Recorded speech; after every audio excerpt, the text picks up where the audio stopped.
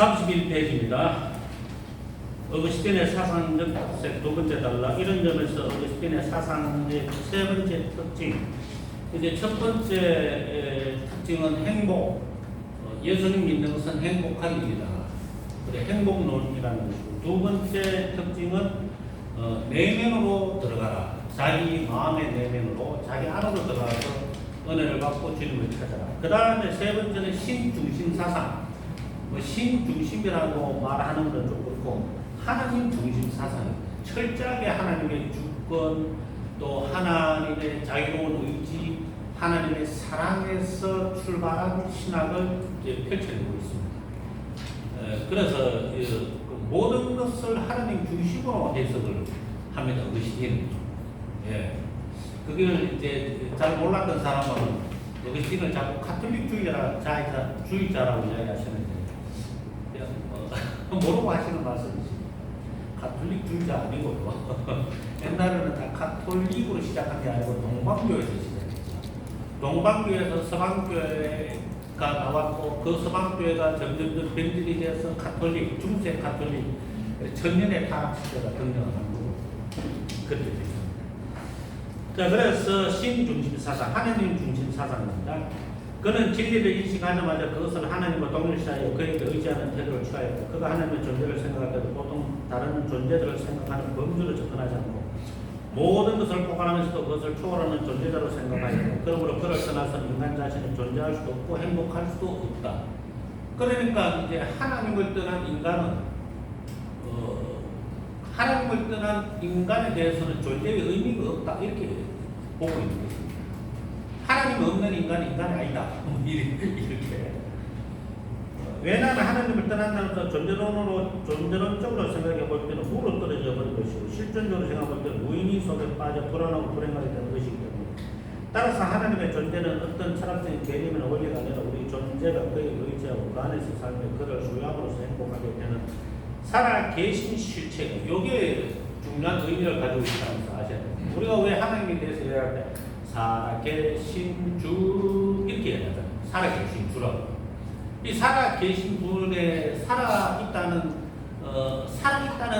말의 특징이 뭐겠습니까? 반응한다는 뜻이죠. 툭 건드리면은 움들거리고, 그죠? 지렁이도 밟으면 움들거린다. 뭐 이런 거 있잖아요. 살아있으니까 그런 거. 그러나 사람도 죽으면 시체라 그러지 사람이라 안 그럽니다. 시신이라 그러죠. 시신은 그저 춤을 뱉거나 발로 밟거나 뭐든 짓을 해도 모릅니다. 모욕도 모르고 자존심 뭐 이런 거 전혀 없습니다. 미움 좀 아무것도 없습니다. 시신은 그죠? 부처가 죽었습니다. 그러니까 부처님을 만난 사람이 없는 겁니다. 부처님의 음성을 듣는 사람이 없는 거예요. 죽었으니까요. 근데 하나님은 살아계시니까요.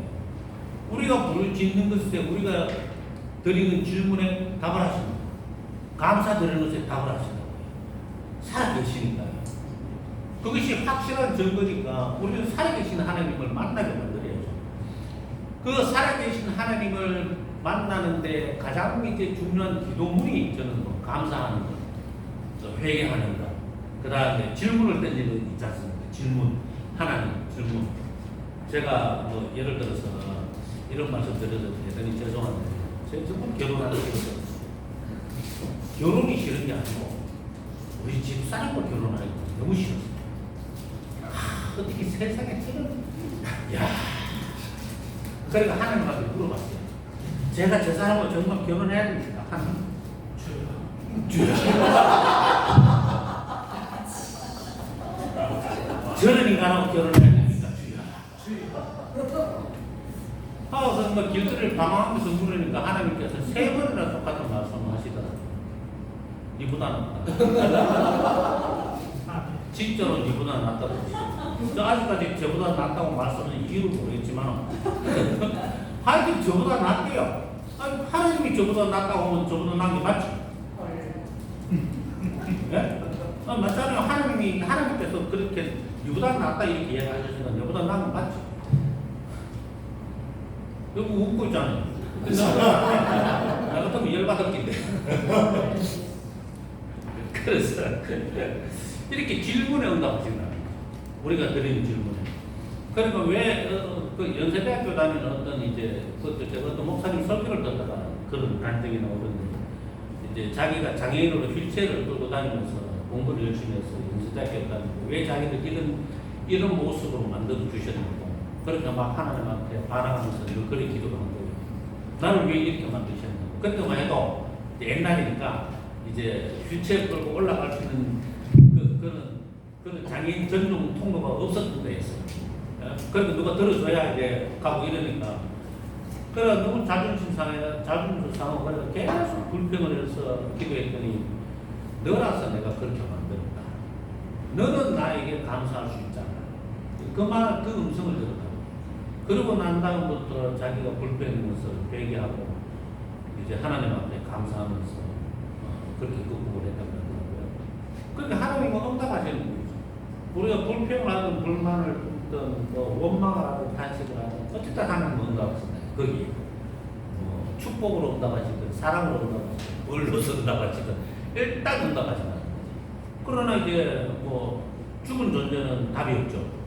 그래서 이제 이사야서 선지서에 보면은 돌한테 절해봐라 말을 하나, 나무한테 절해봐라 나무한테 말을 해봐라 알아듣는다. 그런 말씀이 있지 않습니까? 그죠? 네. 그러니까 이제 세상 사람들은 전부 다 죽어 있는 신, 마귀를 이제 신인 줄 알고 믿고 있는 것이. 여러분 세상에 무신론자가 몇 명 될 것 같습니까? 이거 착시 일으키시면 절대 안 됩니다. 무신론자입니다. 기독교인이 아닌 사람이 아니고 무신론자, 즉 신이 없다고 생각하는 사람이 몇 퍼센트나 될 것 같습니다. 의외로 굉장히 적습니다. 무신론자가. 자 이제 한번 생각해 보시죠. 기독교인 20억에서 21억, 이슬람 17억에서 18억, 맞죠? 힌두교 한 10억 이상, 맞죠? 힌두교, 불교 5억, 조로아스터교, 배화교 뭐 1억에서 2억, 유대교 그것도 또 한 2억 전으로 유대인들이 많으니까, 예? 그러면 보세요. 도대체 그 다음에 민간 토속 신앙, 좀 신이 있다고 생각하는 사람들이잖아요. 그러면 무신론자가 몇 명 돼요? 몇 명 없어요. 몇 명이 없다니까요. 신이 없다고 생각하는 사람, 골수 공산주의자. 또 아니면은 서구에 이제 무신론으로서 이제 악맹을 떨치는 이기적 유전자. 그것은 인간이 누구예요? 영국이고. 얼마 전에 그 누구예요? 이기적 유전자. 저보고 아는데 이름 모르겠다. 아무튼 여러분도 다 아시는 그런. 그러니까 결국은 이 무신론자가 몇 명이 되지 않는데 특히는 유대인들이 많아요. 유태인들이 특히나 많아요. 칼막스 유태인 맞죠? 예, 공산주의를 창설했습니다. 그 다음에 프로이드 유태인 맞거든요. 예, 무신론적인 심리학을 창시했습니다. 그 다음에 소련에서 이제 제정 러시아에서 이제 공산주의 혁명을 일으켜서 볼셰비키 혁명을 일으켜가지고 그걸 주도했던 레닌, 우크라이나 출신 유태인입니다. 그러니까 소련을 공산화로 만든 작자들이 유태인입니다. 그 지금도 러시아가 이스라엘을 함부로 대하지 못하는 게 러시아의 유태인 귀족들이 많습니다. 그러니까 이게 또 이렇게 사회주의 운동가라든가 언론학자라든가 이런 학계를 주름잡는 사람들이 유태인이 많죠. 그 사람들이 하나같이 무신론자들인데 그 숫자가 5천만 명 정도밖에 안 됩니다. 5천만 명이 안 될 수도 있습니다. 근데 그 사람들이 대학교 강단 잡고 있지, 언론을 잡고 있지, 이런 것들 그렇게 됩니다. 그래서 사람들이 착시하는 사람들이 이렇게 해서 무신론자들이 되게 많은 것을 잡아가는 게 없습니다. 언론 플레이에 쏟고 있는 거죠. 그 시온 의정서에 나옵니다. 그 이야기가. 시온 의정서에 그 이야기가 나오고 히틀러의 이제 홍보 담당이었던 이게 저도 좀 나이를 들어서 사람 이름이 생각이 안 나요. 이름 뭐고?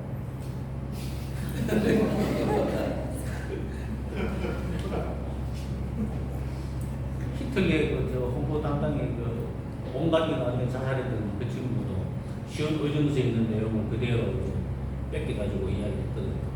한 번 거짓말을 한 번이면 안 쏘아. 거짓말을 계속 반복하면 다 쏘는다. 거짓말은 진실을 바라야 된다. 그런 얘기죠. 예. 근데 후보장관이 누구예요? 됐습니다. 그래서 이제 살아계신 실체시다. 그 다음 문장입니다. 진리는 우리 인식의 대상이라기보다는 정렬적으로 추구하고 소유해야 할 고백인 것입니다. 그래서 진리라는 것은 단지 우리가 지적으로 알아야 하는 대상이 아니고 그야말로 정렬적으로 추구하고 소유해야 할 고백. 이게 뭡니까? 값비싼 진주를 찾아다니는 장사꾼입니다. 예? 그런 거죠. 예. 그 다음에 이제 제일 마지막 쪽입니다. 최고선은 우리가 다 원하는 목적이다. 그 최고선에 도달하는 자가 참으로 행복하다. 36페이지입니다. 우리가 다 행복하기를 원하는 것처럼 우리는 또한 지혜를 행하기를 원한다. 왜냐하면 지혜가 없이는 아무도 행복할 수가 없기 때문입니다. 그렇다면 우리가 지혜라고 부르는 진리 안에서 바라보고 소유하는 최고선에 의해서만 인간은 행복할 수 있다. 개를 키우면 사람한테 좋은 점이 몇 가지가 있어요. 도파민이라든가 뭐 사람한테 이제 정말로 사랑하는 사람이 생겼을 때와 같은 어떤 그런 화학 물질이 내에서 분비를 해서 우울증을 예방하거나 치매를 예방하거나 하는 여러 가지 좋은 점들이 있어요. 근데 개를 사랑하면 분수도 사랑해야죠. 개를 개답게 사랑해야죠. 그렇지 않습니까? 개를 개답게 사랑해야지. 개를 이렇게 사람답게 사랑하면 그거 되겠습니까? 요새 개 장례식도 있어가지고요. 개 장례식도 요새 있어가지고 그런 얘기 들었어요. 제가 그 개 장례식장에서 장례식장에서 그 장례식 사회를 보는 사람이 견님을 모시겠습니다. 개 발현하면서 견님을 모시겠습니다. 미치겠다. 미치겠어 진짜. 견님을 모시겠습니다. 고향은 뭐라 그러죠?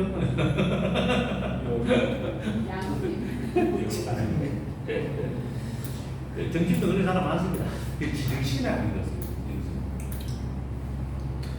그러면 진리 안에서 최고선을 소유한다는 말은 무슨 뜻일까? 어쨌든 하나님과 진리 자체의 존재에 그는 인간이 바라고 나아가는 최고선이심으로 이 최고선을 소유한다는 말도 하나님을 바라고 소유한다는 것이다. 그런데 이것은 하나님을 소유한다는 것은 꼭 그를 사랑하는 것이라고 말한다. 그러니까 진리를 추구하는 것, 하나님을 소유하는 것, 그리고 하나님을 사랑하는 것 이렇게 한 문장으로 쭉 흘러가는 거죠. 진리를 추구하는 것은 하나님을 소유하는 것이고 하나님을 소유한다는 것은 하나님을 사랑하는 것이다. 그래서 사실 우리는요 이제 믿음이라는 단어를 굉장히 많이 쓰는데 의외로 성경에 믿음이라는 단어 별로 안 나옵니다. 별로 안 나와요. 사랑이라는 단어가 월등히 많아요. 월등히. 그래서 믿음과 사랑은 이게 따로 떼어놓고 생각하면 안 되는 문제예요. 그냥 한 세트예요. 믿음, 소망, 사랑 이 세 가지는 항상 있을 것이네. 한 세트죠. 그러니까 믿음이 수원제라고 칩시다. 우리 출발되는 수원제라고 칩시다. 그러면 이제 소망은요 수도관이 되는 거죠. 수도관. 수도관이 돼서 이 수원제에서 나온 물이 그 관을 따라 쭉 흘러가요. 그 종착역이 이제 사랑이 필요한 수도 물이 필요한 곳으로 물이 사방팔방으로 보내지는 것이 사랑인 거죠. 그래서 믿음과 사랑을 떼놓고 생각할 수는 없는 거죠. 이미 그 물이 흘러가지 않는다는 말은 고였다는 말이잖아요. 그걸 썩는다는 말이 되거든요. 그죠? 또 관이 없으면 그냥 나오자마자 사방으로 흩어져 버리겠죠. 그죠? 필요한 대로 가는 게 아니고 필요 없는 데도 갈 수도 있고 그러니까. 그래서 믿음과 소망과 사랑은 항상 묶어서 생각을 해야 되지. 나는 믿습니다. 그런데 사랑은 안 100%. 그건 믿는 건 아니지. 믿는다고 착각하는 것일 수도 있는 것이지. 그래서 이제 히브리서 13장에 보면 하나님이 기뻐하시는 제사는 선을 이제 나누어 주는 것, 선을 행하는 것과 나누어 주는 것이라고 그렇게 이야기를 하셨습니다. 또 예수님께서도 그런 얘기 굉장히 많이 하셨고, 야고보서에서도 행함이 없는 믿음이 죽을 믿음이다 그러셨고요. 그죠? 예? 이거 바울 서신뿐만이 아니라 복음서, 심지어는 구약 성경에도 이제 신명기서에도 그 말씀입니다. 세상에 하나님께서 가난한 자들을 두심은 너희가 여호와의 말씀을 순종하나 안 하나 보려고 시험하려고 하십니다. 그 가난한 자를 두신 이유가 뭐예요? 우리가 하나님의 말씀을 순종하나 안 하나 그거 보려고 믿는다고 말하면서 가난한 사람이 있는데 못 본 척 외면하는 악이죠. 악인 겁니다. 이제 그런 걸 이제 생각을 하면은 믿음과 사랑을 따로 떼어놓고 이야기를 하는 것은 난센스. 그건 절대 그렇지 못하다라고 이렇게 볼 수가 있습니다. 자, 그러므로 그에 대해서 지혜를 사랑하는 것으로서의 철학은 곧 하나님을 사랑하는 것이라는 결론에 도달하고 결국 철학과 신학은 궁극적인 면에서 분리될 수 없게 됩니다. 이것 때문에 이제 철학을 공부하는 사람들이 입을 다물게 되는 겁니다. 별 말, 어거스틴 이야기 나오면 철학하는 사람들이 입을 딱 닫아버리죠. 어거스틴이 등장해서 이제 소크라테스, 플라톤, 아리스토텔레스 철학이 수업됐잖아요. 그 다음에 이제 르네상스 인문 부흥이 일어나면서 다시 철학자들이 고개를 들고 이제 기어 나왔지만은 그렇다고 해서 어거스틴의 어떤 신학 세계를 벗어날 수는 없었죠. 그게 이제 근대에 들어와가지고 요놈의 이제 철학자들이 이제 자유주의 신학을 이제 신학을 좀 믿는 거죠. 안에서 내부 파괴를 불러일으킨 내부 파괴를 불러일으켜서 왜 이 사람들이 하는 수법 중에 하나가 메시지를 왜곡시키는 거예요. 메시지. 네? 메시지를 부정하는 거예요. 메신저, 즉 성경이죠. 그걸 부정하는 거예요. 그런데 자유주의 신학의 이제 신학교에 모든 중세기에 있는 대학교들은 다 신학이 제일 먼저 공부하는 그런 필수 과목들이었는데 그게 이제 선택 과목으로 밀리고 신학교로 또 밀리고 이렇게 이제 밀려요. 그리고는 이제 일반 대학교에서는 더 이상 신학을 배우지 못하게. 결국 중세기 대학교에서 배웠던 신학은 조직 신학이었거든요. 그걸 못 배우고 교회 아예 사라져요. 심지어는 이제 신학교 내부에서도 어거스틴이 사라지게 만들었죠. 어거스틴을 공부하는 데 아무데도 없습니다. 네? 이렇게 중요한 사람인 것을 신학교에서도 안 가르칩니다. 교수들도 모릅니다. 전혀 모릅니다. 전혀.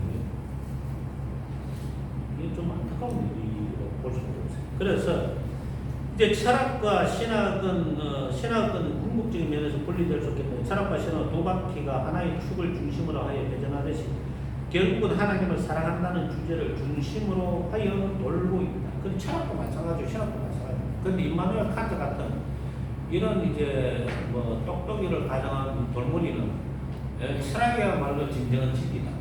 신학에는 진리가 없다. 이런 헛소리를 했어요. 그럼 칸트 빠들은 또 그냥 칸트 박수 치고 그러지. 철학자들 가보면 또 때그래요. 옛날에는 제가 철학했다 그러면 좀 쫄았거든요.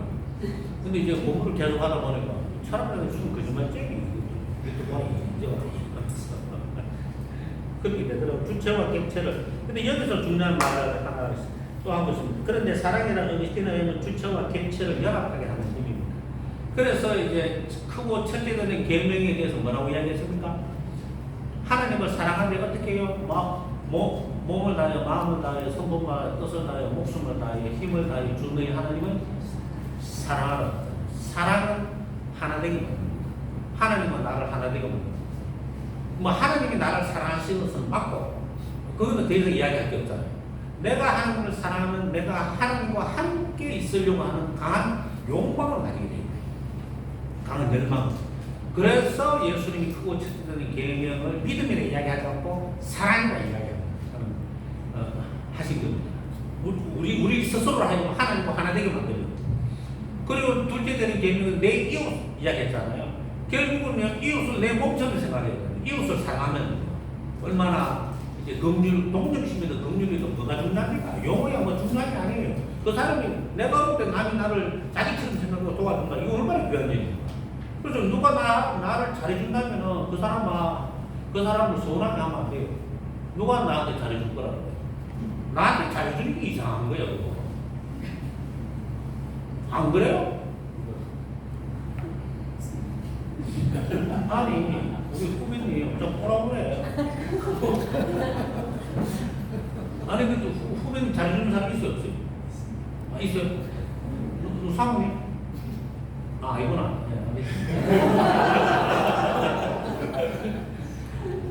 대답 쏙 누군가가 나한테 잘해준다면 그 사람을 아주 소중하게 생각해요. 잘해줄 이유가 없는데요. 근데 잘해주잖아요. 나한테 잘 베풀어주고. 그런 사람을 함부로 대하는 건 정말 바보 같은 짓이에요. 예. 제 말이 아니고 니체가 했던 말입니다. 니체가 신을 죽었다 이렇게 했잖아요. 그죠? 이제 그거는 이제 역시나 이 나쁜 놈들이 무신론자들이 니체를 까기 위해서 거짓말을 한 거죠. 니체가 말한 신은 죽었다, 하나님이 죽었다는 뜻이 아니고 신을 존경하는 마음이 사람들 마음 속에서 죽었다 그 뜻입니다. 그 뜻입니다. 하나님을 존경하는, 하나님을 찾는, 의지하는 마음이 사람들 마음속에서 죽어있다. 그래서 신은 죽었다. 이렇게 이야기합니다. 근데 앞뒤 다 잘라버리고 신은 죽었다. 이렇게 이야기합니다. 천하의 나쁜 미체. 이렇게 되는 거죠. 자, 그래서 주체와 객체를 연합하게 하는 힘이 있기 때문에 이제 그래서 제가 이제 우리 목사님들하고 공부할 때 설교하는 거 너무 잘하려고 하지 말고 교인들한테 너무 멋있게 보이려고 하지 말아요. 잘못하다가 성도가 이제 목사님을 사랑하게 되면 설교 안 됐습니다. 목사님 얼굴만 쳐다보죠. 아이고 우리 목사님 잘생겼네. 아니 정말입니다. 진짜로 그런답니다. 그래서 이제 목사님이 이제 뭐 정말 잘생긴 목사님들 저도 몇 번 봤어요. 너무 잘생겼어요. 성률이 아버지도 이제 우리 광나루 장신대 교수였잖아요. 신양학 교수였거든요. 성종 교수라고. 정말 잘생기고 키도 크고 성률이가 저 아버지 닮았어요. 그런데 어쨌든 그러니까 이제 그 성종 교수님이 지나가면 전부 다 쳐다보는데 어떻게 저렇게 잘생기는지 이러면서 남자도 다 쳐다보고 여자 신학생들도 다 쳐다보고 아이고 잘생겼다 이러면서 수업 시간에 안 봐. 수업 안 들어. 얼굴만 쳐다보고 어떻게 저렇게 잘생겼나. 윤철호 교수도 진짜 잘생겼고 수업 안 들어. 얼굴만 쳐다보고. 자, 그래서 주체와 객체를 연합하게 하는 힘이 있습니다. 돈을 만약에 사랑하면 돈과 떨어져 있으려고 하지 않겠죠. 그죠? 명예를 사랑하게 되면 명예에 미쳐가지고 막 정신없이 거기에 명예를 얻기 위해서 달려가겠죠. 그죠? 무엇을 사랑하는 데에 따라서 그 사람의 사랑이 어디로 향하고 있는지를 알 수가 있거든요. 하나님을 사랑한다면 하나님께로 가겠죠. 근데 하나님을 사랑하지 않는다면 자기가 사랑하는 다른 데로 가겠죠. 그죠? 사랑하는 자는 사랑의 대상을 소유하고자 하면 그 대상을 소유함으로써 행복을 느낍니다. 인간은 사랑을 통해서 최고 선임의 영원자이신 하나님을 소유하게 되고 그럼으로써 영원한 행복을 누릴 수 있다.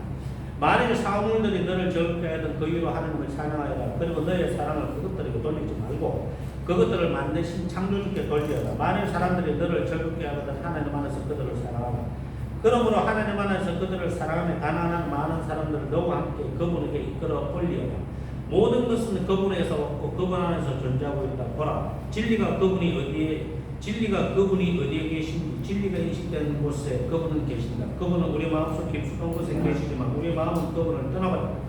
죄인들아 너희 마음으로 돌아가 너를 만드신 그분을 굳게 붙들어라. 그분 안에서 가라. 그러면 너는 굳게 서 있게 될 것이다. 그분 안에서 쉬어라. 그러면 너는 편히 쉼을 얻을 것이다. 이렇게 이야기했습니다. 그래서 이 사람들이 즐겁게 한다고 해가지고 그래서 뭐 이렇게 교회 예배 딱 때려잡고 특히 강남에 있는 교회들이 그런다고 그러더라고요. 1년에 한 달, 두 달씩 해외여행 다닌다고. 교회 안 간다고 그러더라고요. 그게 참 웃기는 일이고, 또 심지어 독일 하이델베르크에 있는 우리 친구가 이야기하는데, 독일에 유학 오는 우리 이제 한국의 이제 그 목사님들이 교회를 안 나간다. 교회를 안 나간다.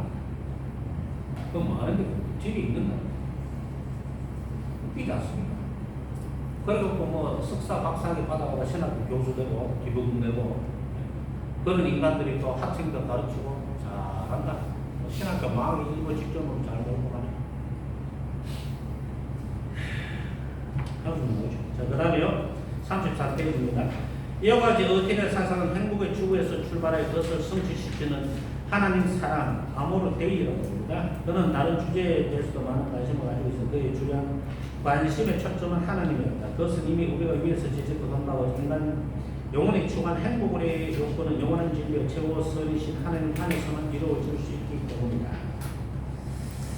자, 그 다음에 밑에 다운표. 만일 여러분들이 어거틴을 고민하고 읽으면 거기에는 그의 수사학적인 표현이 많이 있지만 그 책은 영적인 하나님은 그의 생활 체험의 목표로 생각한 천재, 하나님을 사모하고 또한 하나님 이외에 아무것도 갈구하지 않은 그 천재의 작품이면 인정하게 될 것이라고 바로나기 이야기했습니다. 그래서 하나님을 사모하고 또한 하나님 이외에 아무것도 갈구하지 않은 천재라고 바로나기 어거스틴에 대해서 평가했습니다. 우리는 어떻습니까? 하나님 외에 갈구하는 것이 없어야 되거든요. 사실 하나님만 우리한테 필요한 존재여야 하고, 이와 같은 그의 신중심적인 사상은 존재라고 행복론에서만 나타나는 것이라 그의 지식론에서 나타났다. 그의 우리가 강력한 싸움을 인식할 때 태양의 빛 없이는 불가능한 것처럼 추상적인 지식도 연계를 비추는 하나님의 조명 없이는 불가능하다는 것이다. 이것을 조명했어요. 그래서 성령의 조명을 통해서만이 진리를 깨닫게 된다. 이런 얘기입니다. 성경도 마찬가지로 성령의 조명 안에서 성경을 바르게 이해할 수 있다. 이렇게 되는 거죠. 모든 이단들이 다 성경에서 출발한다. 성경 잘못 읽다가 이단이 되고, 성경을 잘못 읽다가. 통일교 같은 경우는 피가름 교회가 있잖아요. 피가름 교회. 그러니까 성경을 뱀이 하와와 관계를 맺어가지고 피가 들어오셨다 그러잖아요. 그런 말이 중간에 없는 말을 지 마음대로 지가 그 안에 집어넣어서 피가름 교회를 만드는 거잖아요. 그래서 피가 세상에서 완벽하게 완전하게 깨끗한 사람은 문선명 자기밖에 없다고. 자기의 피를 받아야 된다고. 그 짓거리를 하는 거지 않습니까? 그래서 또 문선명이는 김국도라는 우리나라 최초의 이단의 목가름 교리에서 또 배웠거든요. 그놈의 이제 가방 들고 다니는 시동이에요. 이 김국도는 이제 땅바닥에서 기도하면서 도령이를 힘들면서 막 하고 있었는데, 전설입니다. 사실 여부는 확인할 수 없습니다. 대구 동국의 김덕신 목사님이 그 이야기를 해주시던데, 그럼 막 던지다가 천사 가버린이 나타났대요. 천사 가버린이 나타나가지고 칼을 버쩍 던지면 자기 목을 탁 베더래요. 베고스는 그 다음에 예수님 목을 자기 목에다 탁 붙여주면서 이제부터 네가 예수라. 그래 자기가 기도하다가 그런 신비한 경험을 하고 나서 이제 집에 가가지고 이제 자기 아버지 어머니한테 이야기를 했거든요. 내가 이런 일이 있었다 그러니까.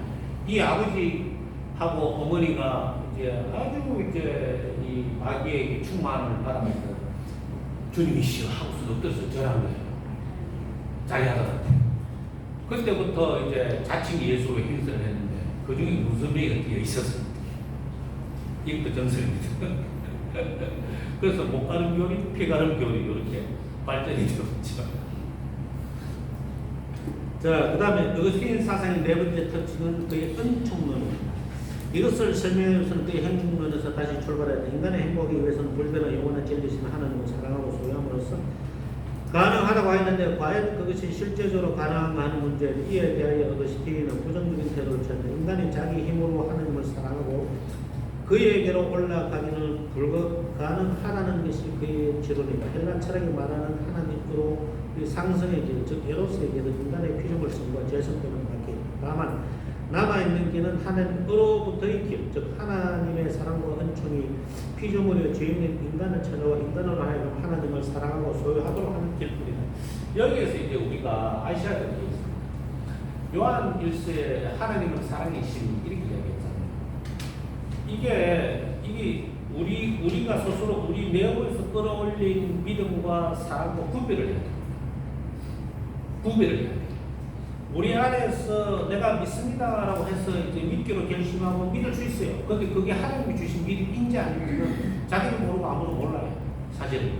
그렇잖아. 네? 내가 하나님을 믿습니다라고 말할 때 그 믿음이 어디에서 온 믿음인지, 자기 내부에서 지 의지로 끌어올린 믿음인지, 아니면 위로부터 하나님께로부터 은혜의 선물로 내려온 믿음인지. 근데 이제 중요한 거는 이제 결론적으로 이제 결판이 나죠. 자기 내부에서 끌어올린 믿음은 인간적인 믿음입니다.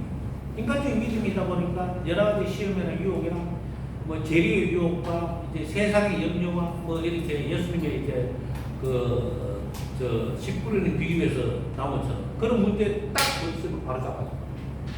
바로 등을 돌리고 가버리죠. 예? 배경 일순위죠. 자기한테서 끌어올리는 믿음 한계에 부딪히면 넘어져요. 근데 하나님께로부터 온 믿음은 어떻게 됩니까?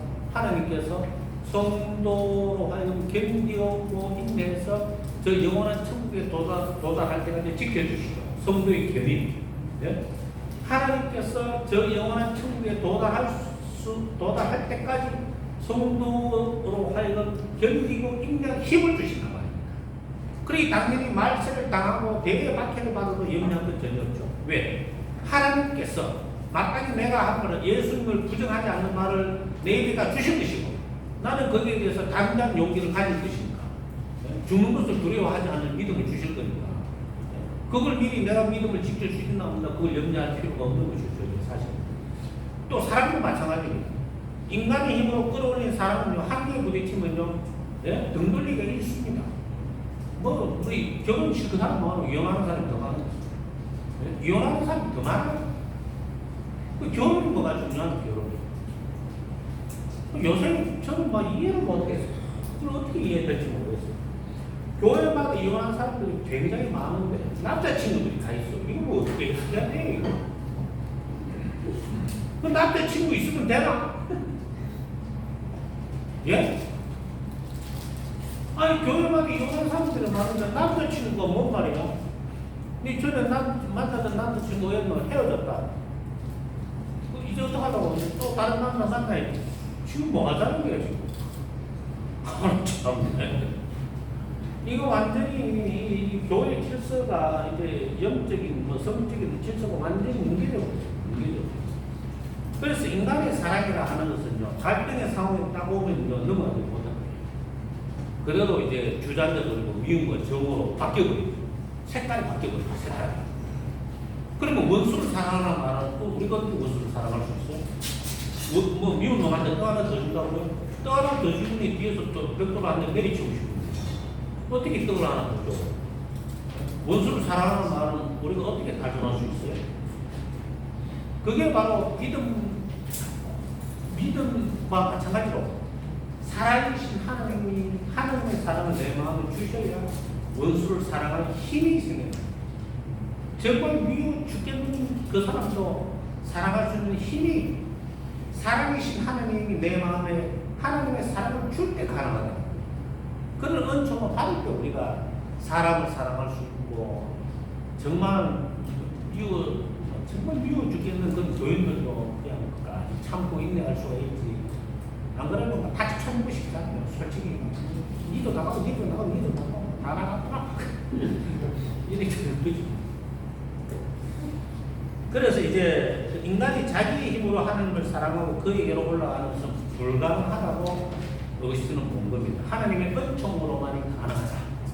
하나님의 말씀에 순종하는 것. 아까 제가 그 말씀 못 드렸는데 감정적인 회심이 있고 그 다음에 지적인 회심이 있어야 지적인 회심부터 진짜 성도의 모습을 띈다라고 저는 못 들어 말씀드렸습니다. 마지막에 의지적인 회심이 일어나는 겁니다.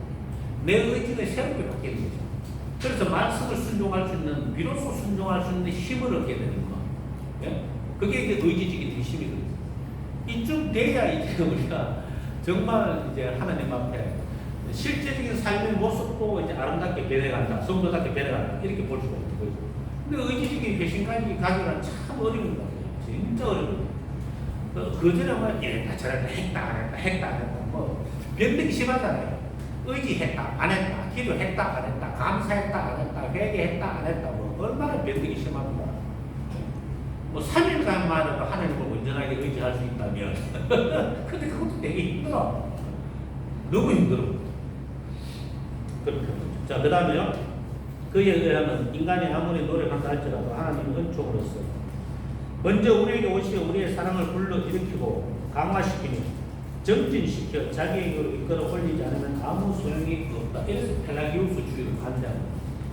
펠라기우스는 인간의 자유의지를 강조했거든요. 하나님의 이제 은총은 굉장히 이제 별것 아닌 것처럼 이제 깎아내려버려요. 어거스틴이 논쟁을 볼 때 도나투스 논쟁하고 펠라기우스 논쟁 두 가지가 있는데 가장 중요한 게 펠라기우스 논쟁이에요. 이 펠라기우스의 이제 그 사상이 공산주의로까지 이어집니다. 성선설을 주장합니다. 펠라기우스가 공산주의도 마찬가지로 성선설을 주장하죠. 그 중간에 알미니안주의가 들어있습니다. 예. 그래서 인간의 자유의지에 대해서 그걸 강조를 합니다. 거기에 대해서 어거스틴이 아주 강력하게 이제 펠라기우스를 이제 비판을 하고 결국에는 이제 이단으로 정제를 했어요. 교회 안에서 몰아냈어요. 근데 과거에 이단으로 정제를 당하는 것은 요즘하고 틀립니다. 요즘에는 너 이단이야 하고 끝나지 않아요. 옛날에는 이단으로 정제 당하면 사형당했습니다. 감옥에 가거나 사형당하거나 국외 추방당하거나 다른 선택지가 없었습니다. 그러니까 말의 논쟁에서 밀려서 이제 지는 순간에 끝장이 납니다. 끝장이 났어요. 이게 이제 교리 투쟁이라는 것이 단순하게 말싸움이 아니고요. 목숨을 건 투쟁이었어요. 그렇게 해서 지금 우리가 알고 있는 교리가 만들어진 거지. 그냥 뭐 몇 사람이 모이고 우리 이렇게 할까? 그래 좋다 이렇게 하자. 그렇게 이해하시면 굉장히 곤란해요. 전혀 그렇지 않습니다. 그래서 결국은 뭐 펠라기우스하고 펠라기우스를 지지했던 사람들 싸그리 다 아리우스파가 마찬가지입니다. 기독교를 이제 고기시켰던 콘스탄티누스 대제국 콘스탄티누스 황제 있지 않습니까? 그 사람이 이단으로 죽었습니다. 이단이 아리우스파 갑부한테 죽기 전에 세례받고 죽었습니다. 그럼 이단으로 죽은 거 맞죠? 예. 그런 대단한 업적이 있는 사람처럼 생각하시면 안 됩니다. 하나님의 섭리 속에 있었던 사람이지만은 아리우스파 감독한테 뭐 안수받고 세례받고 죽었는데 이만한테 세례받고 죽은 거하고 뭐가 달라? 뭐가 다르죠? 그 다음에요. 자, 35페이지입니다. 자, 인간과 하나님과 관계는 어디까지나 피조물과 창조자, 유한자와 무한자, 시간과 영혼과의 관계 밖에 안 된다. 우리가 하나님을 너무 가볍게 생각하는 경향이 있어요. 너무 가볍게 생각합니다. 하나님과 우리의 관계는 피조물과 창조자, 유한자와 무한자, 시간과 영혼의 그런 관계. 좁힐 수 없는 엄청난 격차가 있는 거예요. 어마어마한 격차가 있어요. 그러니까 하나님을 자꾸 이름을 팔아먹는 짓은 좀 안 했으면 좋겠어요. 제가 무슨 말씀 드리려고 하냐 하면 종종 그런 분들이 자주 계시더라고요. 기도를 하니까 하나님께서 이렇게 하라고 응답을 하셨다. 뭐 이 집을 사라고 하셨다. 하나님은 뭐 복분이에요, 복덕방 주인이에요. 그런 응답을 하시고요.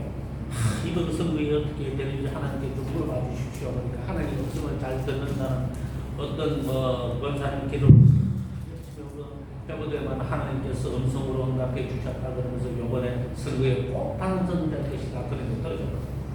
그럼 누가 거짓말한 거예요? 도대체? 네? 누가 거짓말한 거예요? 왜 자꾸 하나님의 음성을 자꾸 귀로 들으려고 그래요? 뭐 때문에 하나님의 음성을 귀로 들어야 된다고 생각을 해요? 성경에 다 나와 있잖아요. 성경에 다 나와 있는 말씀을 보고 그런 하나님께서 주신 그런 일반적이고 보편적인 교훈을 따라가려고 생각해야 되지. 무슨 특별한 자꾸 계시를 받으려고 생각을 하시는 것은 위험한 발상입니다. 사탄이 광명의 천사가 가정해서 예수님처럼 말할 수 있습니다. 말할 수 있습니다. 실제로 기도 열심히 하는 사람한테 예수님으로 변장해서 마귀가 나타날 수 있습니다. 그거 구별 어떻게 하시는 줄 아세요? 진짜 예수님인지 아니면 마귀가 예수로 변장하는 건지 예수님으로 변장하는지 어떻게 구분하는 줄 아세요? 모르세요? 누구는 대부분 맞췄던데 모르세요? 나타났어 예수님이. 네? 근데 마귀가 변장한 예수님이야. 그거 어떡할 건데? 예? 못 자고? 그거 뭐 좀 보여주면 되지 뭐. 마귀가 들어가라 못 자고 있다. 이거 보여주면 되지. 그거 어떻게 구분할 거야? 물론 기도 안 하는 사람은 안 나타나. 기도 별로 안 하는 사람은 안 나타나니까. 마귀가 그런 고닥수 술책을 안 쓰니까. 어떻게 구분할 거예요? 하나님 예배하는지 안 하는지. 예? 하나님 예배하는지 안 하는지. 하나님 놓고 찬양하는지 안 하는지.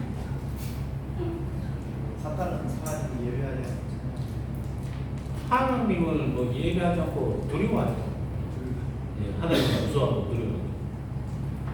두려워하죠. 제가 대구 동국의 김덕치 목사님한테 들은 얘기는 자기가 기도하는 중에 마귀가 예수님으로 변장해서 나타났대요. 그런데 이제 예수님으로 변장해서 나타나서 이제 주님하고 밑을 가고 보니까 발이 없더라고요.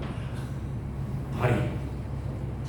분명히 요한계시록에는 예수님이 이제 끌리는 흰 옷을 이제 입으시고 이제 발로 걸어오셨잖아요. 그 발이 없더라는 거야. 전설 고해에 나오는 귀신처럼 둥둥 떠다니는 발을 봐야지 발을. 그 다음에 또 진짜 이제 예수님처럼 이제 변장하러 나타나면 이제 어떤 목사님이 그러시더라고요. 나사렛 예수 이름으로 명하는 물러가라 해서 물러가면은 마귀고 안 물러가면은 예수님이다 그러시더라고요.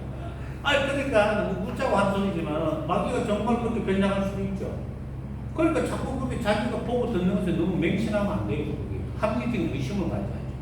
과연 주님의 음성이었던가? 그죠? 예?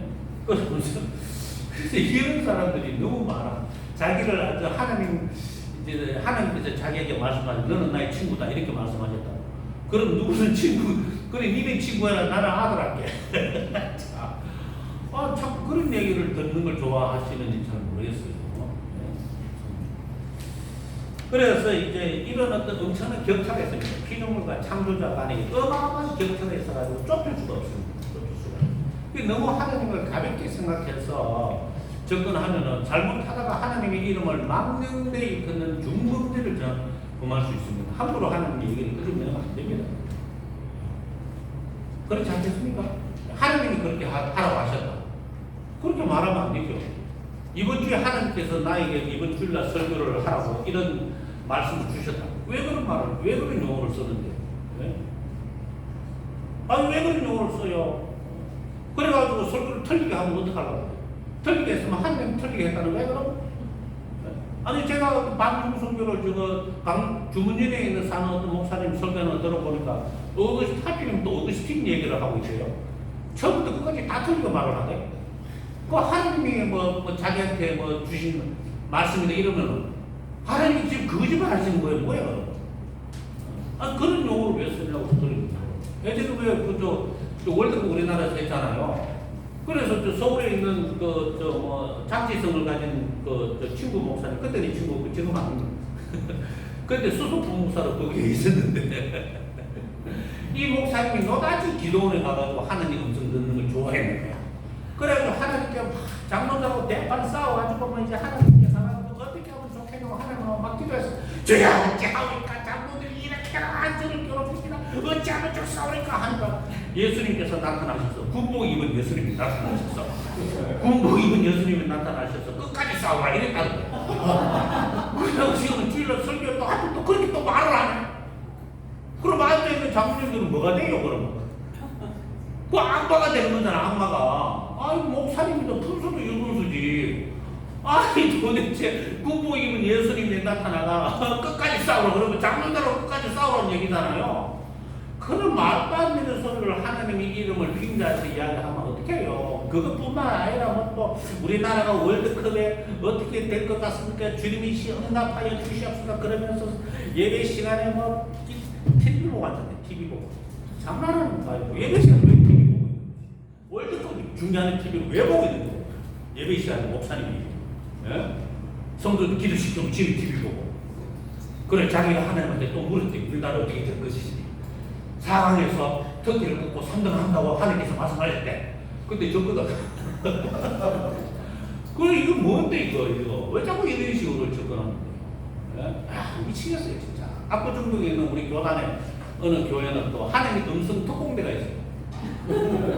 권사들하고 집사들만 특별히 모아놓은 하나님의 음성 특공대가 있어가지고 그 음성 특공대가 하나님의 음성을 듣는 대로 목회를 해야 되는 거야. 그래가지고 하나님의 음성을 들어서 다른 목사님한테 전달하면 이제 부목사들한테 니네 일하고 이렇게 시킨다는 거예요.